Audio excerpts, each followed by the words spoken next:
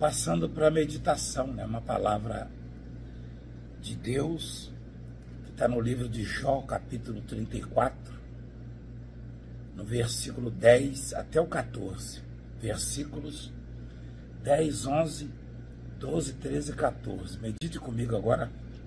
Presta atenção na palavra de Deus, que é a única verdade confiável que nós temos aqui na terra. Pelo que vós, homens sensatos, escutai-me. Longe de Deus o praticar ele a perversidade, e o Todo-Poderoso a cometer injustiça. Está longe. Está muito longe de Deus praticar a perversidade e de praticar injustiça. É impossível isso. Pois retribui ao homem segundo as suas obras e faz que a cada um toque segundo o seu caminho. Na verdade, de Deus não procede, ou Deus não procede maliciosamente. A maldade não procede de Deus. Nem o Todo-Poderoso perverte o juízo. Quem lhe entregou o governo da terra? Quem foi que entregou o governo da terra? Quem passou para Deus o governo da terra? Ninguém. Deus é sempre eterno. Deus fez a terra e a governa e sempre a governará, né? Na verdade, não procede maliciosamente. Nem o Todo-Poderoso perverte o juízo. Quem lhe entregou o governo da terra? Quem lhe confirmou o universo? Ou lhe confiou o universo? Agora olha o versículo 14. Se Deus pensasse apenas em si mesmo, ou seja, se fosse egoísta, egocêntrico, né? Se Deus pensasse apenas em si mesmo, e para si recolhesse o seu espírito e o sopro, toda a carne juntamente expiraria, e o homem voltaria ao pó. Que coisa, hein? Se Deus pensasse em si, nos aborrecimentos, nas decepções e frustrações e traições do homem, porque o homem deixa de adorar o Deus que o criou para adorar uma estátua, uma imagem, para adorar um ídolo qualquer, né? Quando não faz com o dinheiro, o poder, o homem perverte o juízo, procede injustamente. A única justiça confiável é de Deus. Eu, particularmente, você pode até não gostar, aliás, tem algumas pessoas que não gostam, principalmente os investidos de autoridade. Eu só confio absolutamente na justiça de Deus. Mais nada. Mais nada. Isso é um direito meu. É crime isso? Não. E eu tenho motivos para isso, eu tenho razões para isso. Porque ao longo da minha história, principalmente das mais de 4 décadas de ministério, eu tenho sofrido muitas injustiças. E autoridades que tomam decisões baseadas no que pensam, no que acham da gente, né? Não no que diz a legislação, a lei, a arbitrariedade, na verdade, né? E aí querem impor uma coisa que a gente não fez, que eu não fiz. E eu continuo afirmando, pode me condenar, pode me criticar, pode fazer o que quiser comigo. Eu afirmo, eu não vou assumir culpa de nada se eu não tenho culpa. Você está entendendo?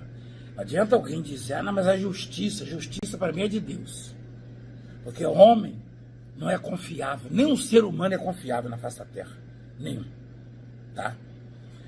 Então, em Deus não há perversidade, não há injustiça, não há maldade. Ele não procede maliciosamente. Ele dá a cada um segundo as suas obras. E agora presta atenção, você que acha que é grande, que é capaz, você que acha que é dotado de recursos intelectuais ou econômicos, ou de poder mesmo, político ou judiciário, presta atenção. Se Deus pensasse apenas em si mesmo, se fosse egocêntrico, e para si recolhesse o seu espírito Porque o espírito que está em mim é dele, não é meu. O espírito que está em você é dele, não é seu. E o seu sopro, agora você vê, sopro e espírito são coisas distintas. Olha só que coisa maravilhosa que a gente aprende na Bíblia, né? A gente cresceu achando que sopro é a mesma coisa que espírito. O sopro é a vida, na verdade. Olha aqui, ó.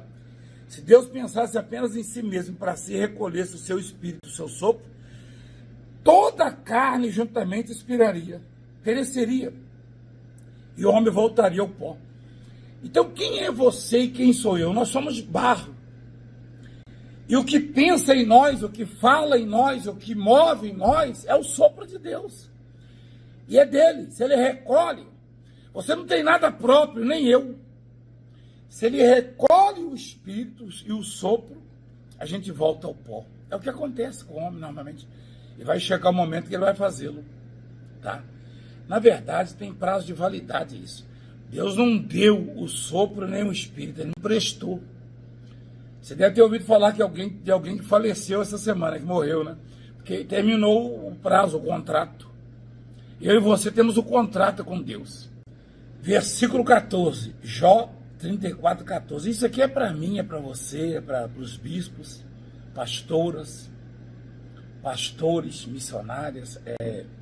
Aliás, principalmente para nós, né? Às vezes eu fico preocupado com alguns servos de Deus, homens de Deus ungidos, homens abençoados no ministério, que acertam em algumas coisas e o diabo sugere ao coração deles, né?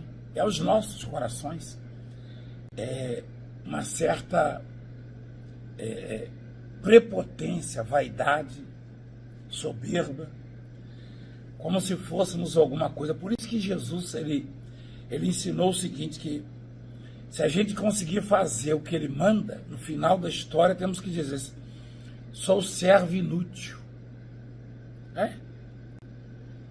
Sou servo inútil. Olha só. Imagina você, né? Acertando, eu ainda sou servo inútil. Inútil eu não sirvo para nada, na verdade. O homem não serve. Eu dei o exemplo do barro, né? O vaso, ele é feito do mesmo material que eu fui feito.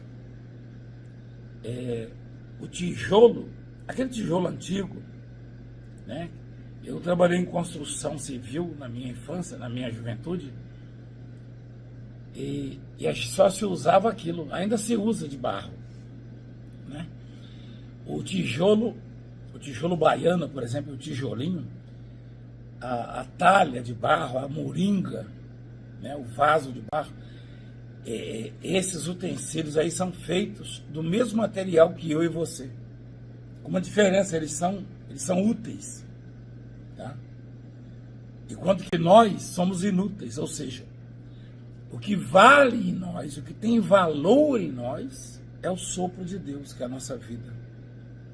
Por isso a Bíblia diz que se Deus recolhe, aqui no versículo 14, se ele pensasse em si mesmo, imagina se Deus se cansasse de nós, como eu me canso às vezes. Eu vou ser sincero com você, é tanta traição, é tanta humilhação, ingratidão, que às vezes eu me canso. Imagina se Deus se cansasse como eu, como você, como nós, né? Aí ele fala: devolve o meu sopro. Aí eu voltaria para o barro, e você também. Nós voltaríamos para o barro, é o que somos. E aí o diabo sugere o que? A vaidade, né? Eu tenho uma visão no ministério, diferentemente de muitos líderes. Isso não me faz melhor do que eles, não. Pelo contrário. Isso aí é a real visão e entendimento do que somos.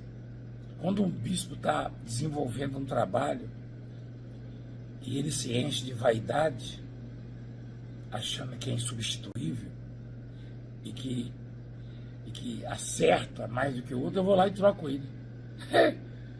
Só para ele salvar a alma dele e ver que não é nada, que é barro como eu, como qualquer um.